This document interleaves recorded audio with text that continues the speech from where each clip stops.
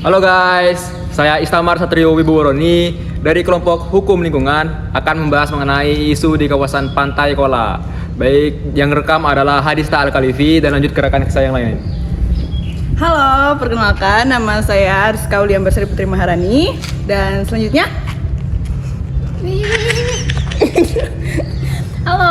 Halo, perkenalkan nama saya Ernawati. Lanjut ke teman saya. dan saya Putri Kenanga. Sampah merupakan masalah yang dihadapi hampir seluruh negara di dunia. Tidak hanya di negara-negara berkembang, tetapi juga di negara-negara maju. Sampah selalu menjadi masalah. Membuang sampah sembarangan merupakan hal yang sering kita lakukan. Padahal tidak jauh dari tempat itu ada tempat sampah. Akibatnya membuang sampah sembarangan tentu saja mengakibatkan kerugian yang tidak bisa dianggap sepele. Dampak membuang sampah sembarangan akan merusak pemandangan, mendatangkan bau yang tidak sedap, mendatangkan banjir level rendah. Sampah yang tinggi mendatangkan berbagai penyakit dan dapat mencemari lingkungan. Maka dari itu, mulai sekarang marilah kita membiasakan diri untuk tidak membuang sampah. Apa sih susahnya membuang sampah pada tempatnya? Hanya mengantongi sampah saja, membawa ke tong sampah. Itu mudah banget dan memberikan pengaruh efek kebaikan yang besar.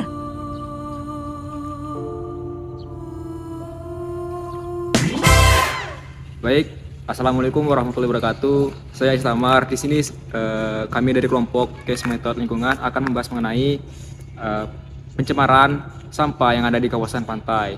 Jadi lokasi kami sekarang ini sedang berada di bawah jembatan emas seperti yang kalian ketahui, di mana ini merupakan lokasi wisata kawan-kawan.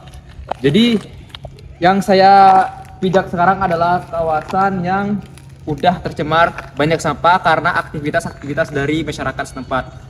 Seperti contohnya banyak masyarakat yang datang ke jembatan emas itu sekedar bersantai, ia membuang kayak sampah kemasan, sampah makanan itu langsung ke bawah. Jadi yang terjadi adalah terjadinya penumpukan di kawasan pantai yang menyebabkan itu langsung tercemar ke laut lepas. Kayak gini contohnya kawan-kawan.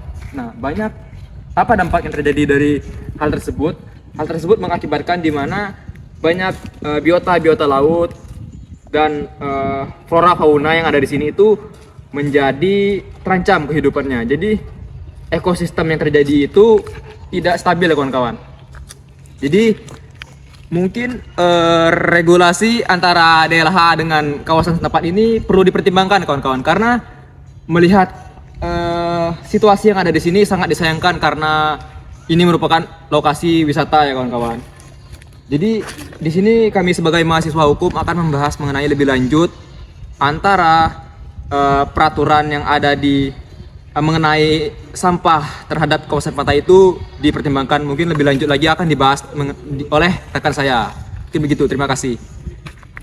Baik, untuk ketentuan mengenai larangan membuang sampah sembarangan tertuang dalam Undang-Undang Nomor 18 Tahun 2008 tentang Pengelolaan Sampah. Pasal 29 ayat 1E menegaskan, setiap orang dilarang membuang sampah tidak pada tempat yang telah ditentukan dan disediakan.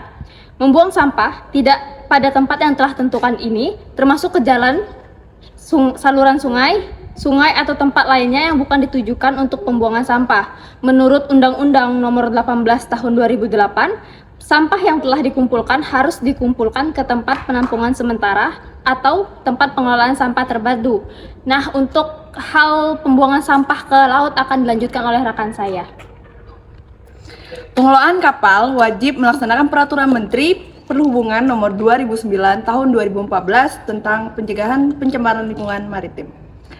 Peraturan Pemerintah Nomor 21 Tahun 2010 tentang perlindungan lingkungan maritim serta Peraturan Internasional Revisi Marpol Annex 5 Resolusi MEPC 201/62 tentang prosedur pembuangan sampah kapal, belum lagi sejumlah perundang-undangan seperti Undang-Undang 32 Tahun 2009 tentang perlindungan dan pengelolaan lingkungan hidup dalam Undang-Undang Nomor 17 Tahun 2008 tentang pelayaran.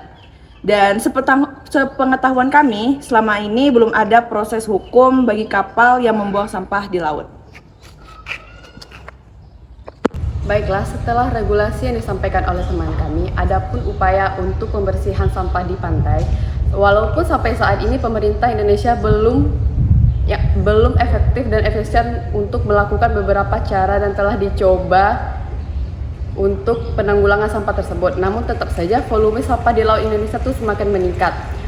Adapun revitalisasi laut untuk mengurangi sampah laut dari kami itu yaitu satu, tidak menggunakan sampah plastik, menggunakan kantong belanja, mengurangi makanan dan kemasan untuk dibuang sembarangan atau dibuang ke tempat sampah. Hindari makanan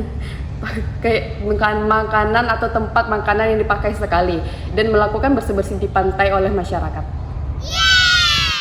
Halo semuanya, kami dari kelompok membahas tentang hukum lingkungan dari mahasiswa hukum Universitas Bangka Belitung akan mengakhiri sesi video kami terkait pembahasan mengenai sampah yang ada di kawasan pantai.